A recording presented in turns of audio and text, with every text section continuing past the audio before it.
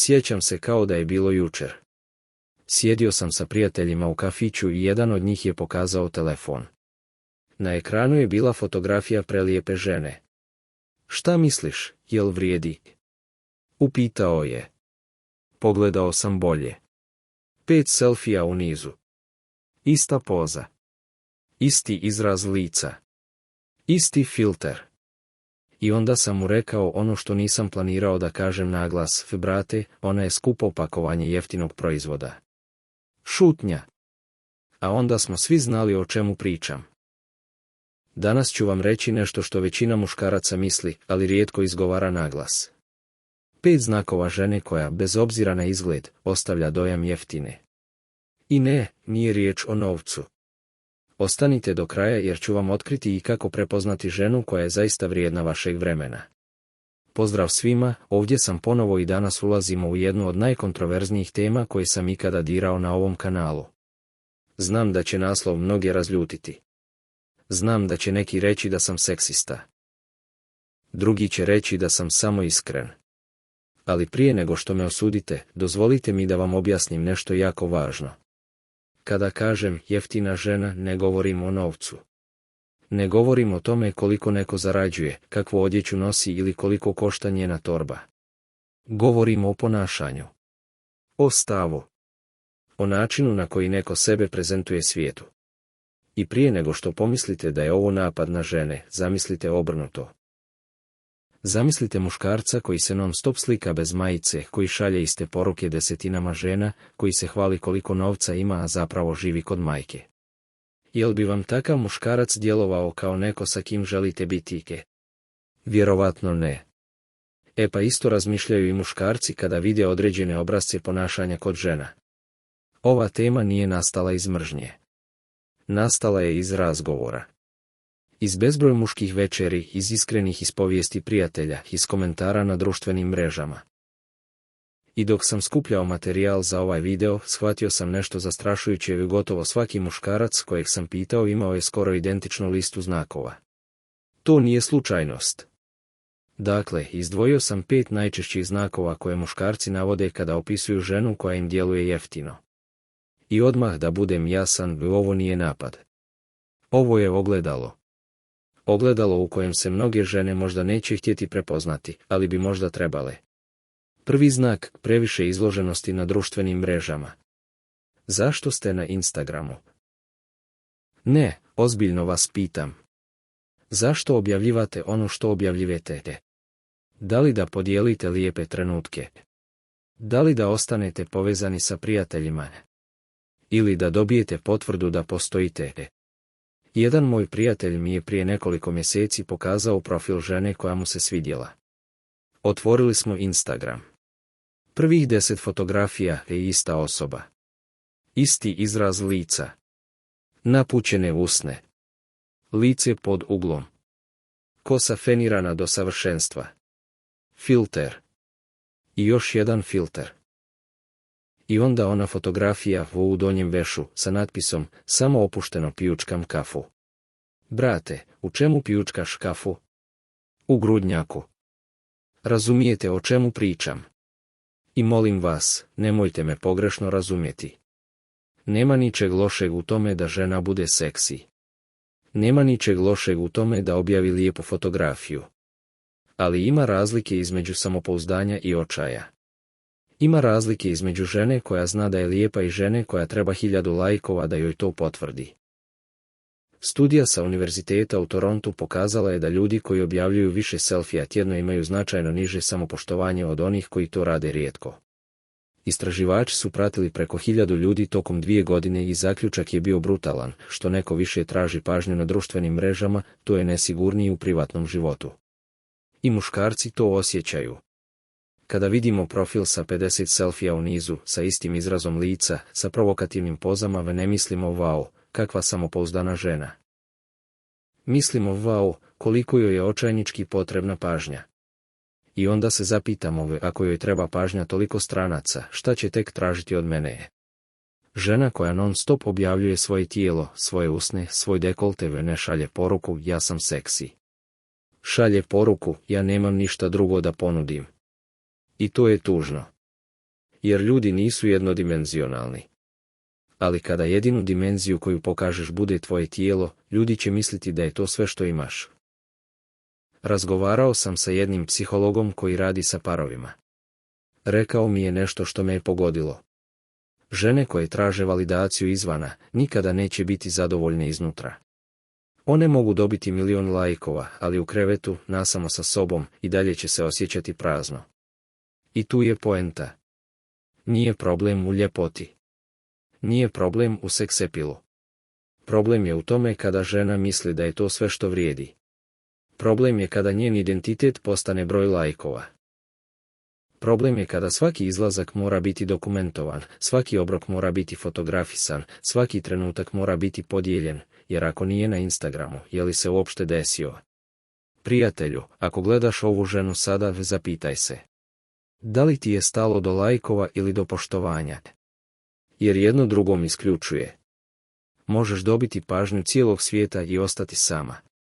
Ili možeš dobiti poštovanje jedne prave osobe i biti ispunjena. Drugi znak, prebrza intimnost bez ikakve dubine. Prije nekoliko godina upoznao sam ženu na jednom događaju. Razgovarali smo možda 15 minuta. Pričali o vremenu, o poslu, ni o čemu posebnom. I onda me je pitala, hoćeš da dođeš do mene?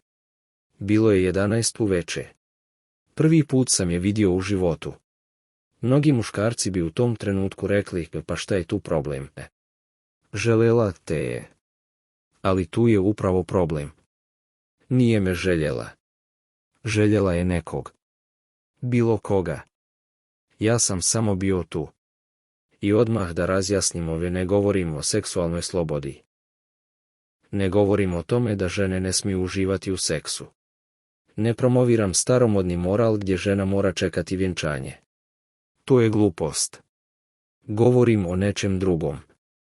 Govorim o razlici između seksualne slobode i jeftine dostupnosti.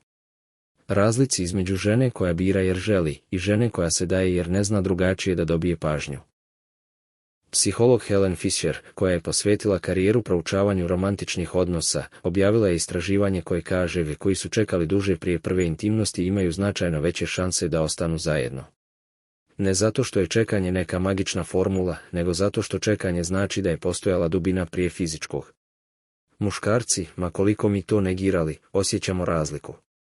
Osjećamo kada je seks sredstvo komunikacije i kada je samo sredstvo za dobijanje pažnje. I kada žena vrlo brzo, bez ikakvog emocionalnog povezivanja, ponudi intimnost, mi znamo da nije posebno nama. To isto bi ponudila bilo kome ko bi bio tu u tom trenutku. I tu nastaje paradoks. Žena možda misli da ću mu šta želi, pa će me više cijeniti. Ali dešava se suprotno. Muškarac dobije šta želi i počne je manje cijeniti. Ne zato što je loš, nego zato što čovjek cijeni ono za šta je morao da se potrudi. Imam prijatelja koji je oženjen već 10 godina. Upitao sam ga jednom, šta te je privuklo kod tvoje žene? Znate šta mi je rekao? To što me odbijala 3 mjeseca. Nisam se šalio. Rekao je da je to bio prvi put da je neka žena rekla, nedovoljno me poznaješ. Ne znam jesam li sigurna. Treba mi vremena. I on je, umjesto da odustane, shvatio ova žena cijeni sebe. Ova žena ne traži bilo koga. Traži nekoga ko će je cijeniti. I to ga je privuklo više nego bilo šta drugo. Ne kažem da treba igrati igrice. Ne kažem da treba biti nedostupna. Ali kažem, ako ti samo tijelo imaš da ponudiš, to će biti sve što će neko vidjeti u tebi. A kada tvoje tijelo više ne bude interesantno, šta ostaje? Treći znak, materijalizam bez pokrića. Volim da putujem. To je najčešća rečenica na ženskim Instagram profilima. I onda pogledaš fotografije Santorini, Dubaj, Maldivi. I onda pomisliš, wow, kakva orl osoba. Ali onda saznaš, sve je platila njen bivši dečko. Ili sadašnji. Ili onaj sa kojim nije ništa, samo je dobar prijatelj. Razumijete šta želim da kažem? Materializam je postao znak statusa. Brendirane torbice, skupi satovi, luksuzni restorani. I mnoge žene, ne sve, molim vas čujte me, mnoge žene koriste svoju ljepotu kao valutu da to dobiju. I onda se pitaju zašto ih muškarci ne poštuju. Prijatelju, niko ne poštuje valutu koja se sama obesvjećuje. Razgovarao sam sa jednim uspješnim biznismenom. Čovjek ima novca koliko hoćeš. I rekao mi je nešto genijalno, žena koja traži da joj platim večeru nije problem.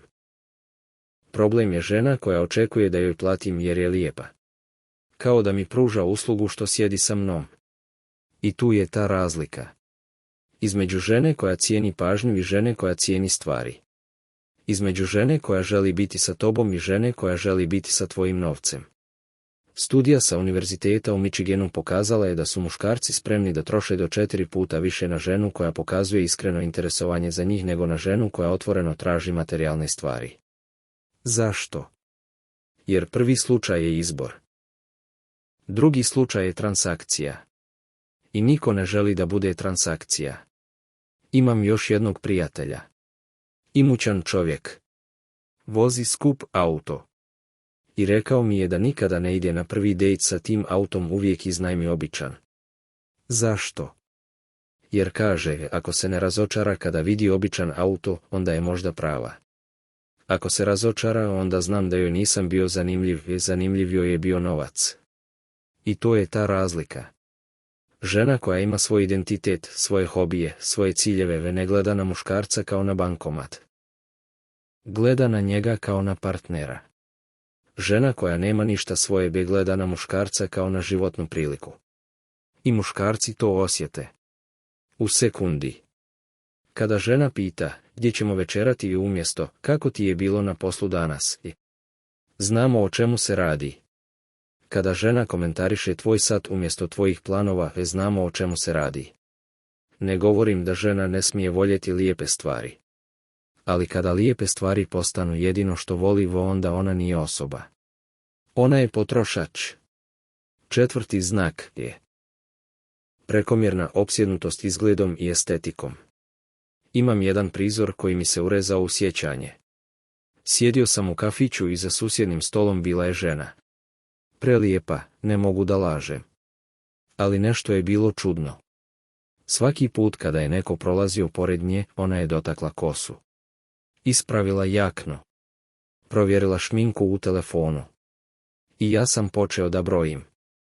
15 puta u 20 minuta. 15 puta je provjerila kako izgleda. I onda sam pomislio koliko je zamorno biti ti.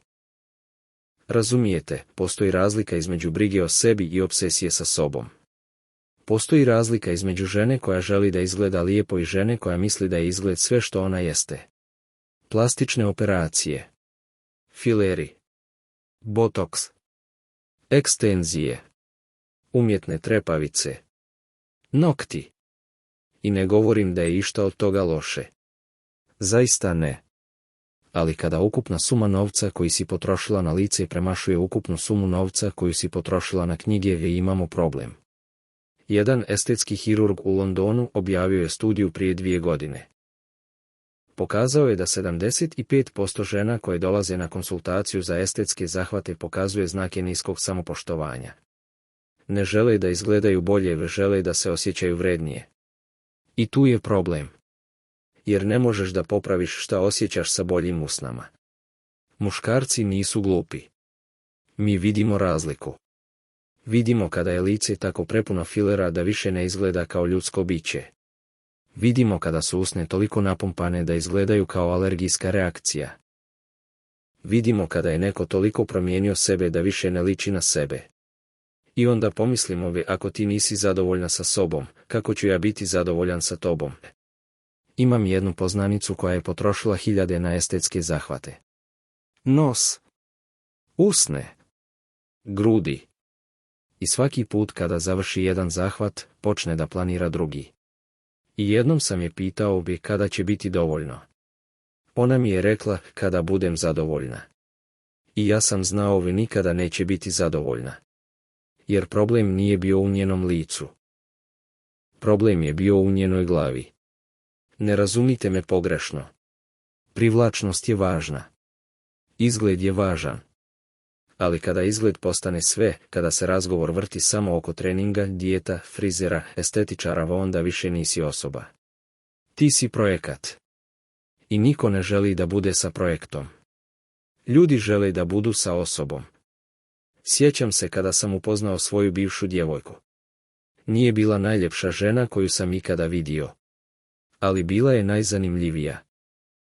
Pričala mi je o knjigama koje čita, o mjestima gdje želi da ode, o stvarima koje želi da nauči. I nisam mogao da je prestanem gledati. Ne zato što je bila savršena, nego zato što je bila stvarna. I to je ono što muškarci žele. Stvarnu ženu. Ne Instagram filter. Ne Photoshop verziju čoveka. Stvarnu, autentičnu, nesavršenu osobu koja je u miru sama sa sobom. Jer kada si ti u miru sama sa sobom, i mi možemo biti u miru sa tobom. 5. znak, nedostatak samopoštovanja i granica. I sada dolazimo do najtežeg znaka. Najtežeg zato što boli najviše. Najtežeg zato što ga je najteže priznati. Nedostatak samopoštovanja. Imam prijatelja. Predivan muškarac, ali loše postupao sa svojom djevojkom. Varao je. Lagao je. Zaboravljao rođendane. Nije se pojavljivao kada obeća. I svaki put kada bi ga pitao: brate, zašto je još sa tobom? Znate šta bi rekao? Zato što mi dopušta. To je bio šok za mene. Ne zato što je bio iskren, nego zato što je bio u pravu. Ona mu je dopuštala. Svaki put kada bi je povrijedio, ona bi mu oprostila. Svaki put kada bi je prevario, ona bi našla način da opravda. I on je to znao. I nastavio je. Ne zato što je bio zao čovjek. Nego zato što je znao da može. I tu dolazimo do najvažnije stvari u ovom videu. Ljudi će te tretirati onako kako ti dozvoliš da te tretiraju. Ne bolje. Ne gore. Nego tačno onako kako ti postaviš standard. Žena bez granica je kao kuća bez vrata. Svako može da uđe. I niko je neće cijeniti. Razgovarao sam sa psihologom koji se bavi nasilnim vezama. Znate šta mi je rekao? Nasilje ne počinje sa šamarem. Počinje sa prvim prekoračenjem granice koje žena dozvoli. Počinje sa prvom uvredom koju ona prećuti. Počinje sa prvom laži koju ona prihvati. I to je ta istina.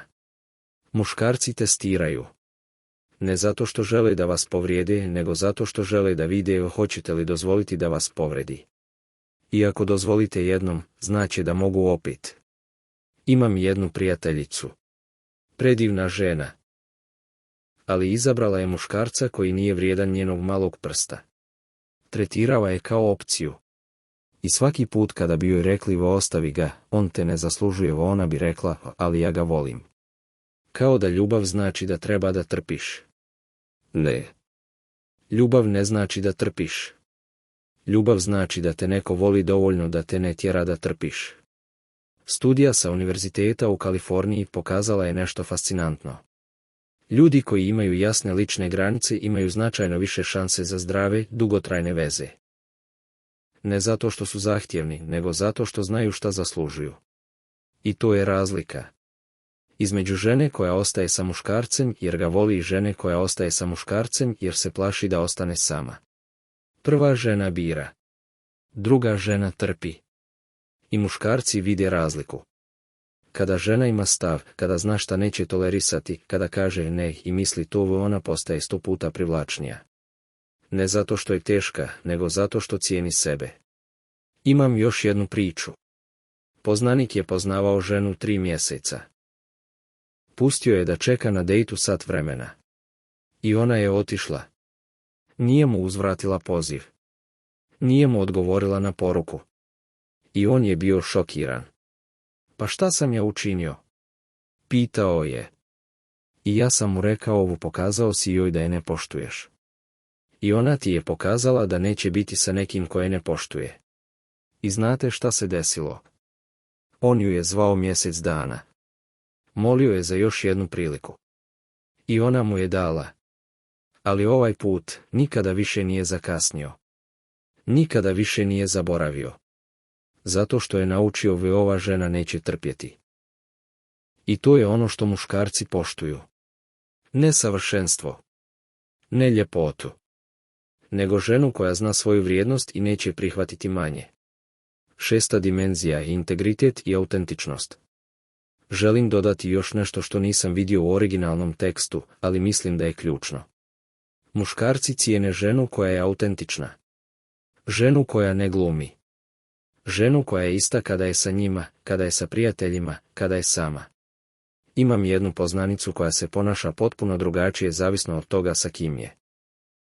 Sa muškarcem koji ima novca ona je tiha, skromna, slatka.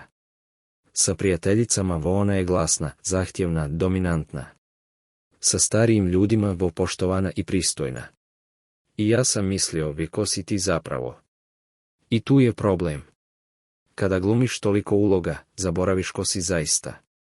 I ljudi to osjete. Osjete da nešto nije pravo.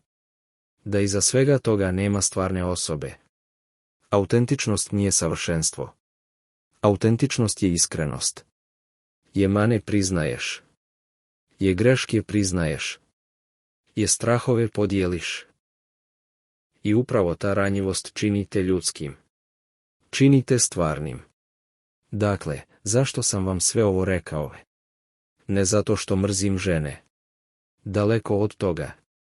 Nego zato što želim da razumijete da muškarci ne traže savršenstvo. Muškarci traže autentičnost. Možete biti najljepša žena na svijetu, ali ako nemate karakter, izgubit će interesovanje. Možete imati 1000 lajkova na Instagramu, ali ako nemate dubinu, nećete zadržati pažnju. Vrijednost žene nije u imidžu. Nije u broju pratilaca. Nije u brendiranim torbicama ili perfektnom licu. Vrijednost žene je u tome kako se nosi sa sobom. U tome kako postavlja granice. U tome koliko cijeni sebe. Jer ako ti ne cijeniš sebe, zašto bi to radio neko drugi? Biti vrijedna žena ne znači da moraš biti hladna. Ne znači da moraš biti nedostupna. Znači da imaš standard.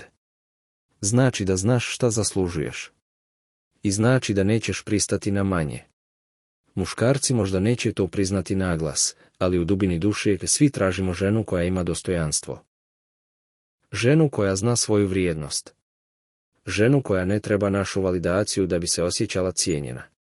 I kada takvu ženu pronađemo, činimo sve da je zadržimo.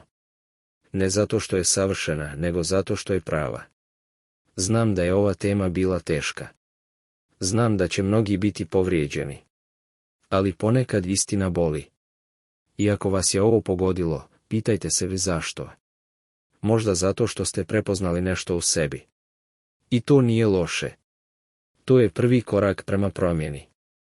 Zapamtite, biti jeftina ne znači biti siromašna. Znači ne cijeniti sebe. I to možete promijeniti danas. Ovog trenutka. Postavljanjem granica. Postavljanjem standarda. Postavljanjem poštovanja sebe na prvo mjesto. Ako vam se dopao ovaj video, ostavite like. Ako imate mišljenje, napišite ga u komentarima.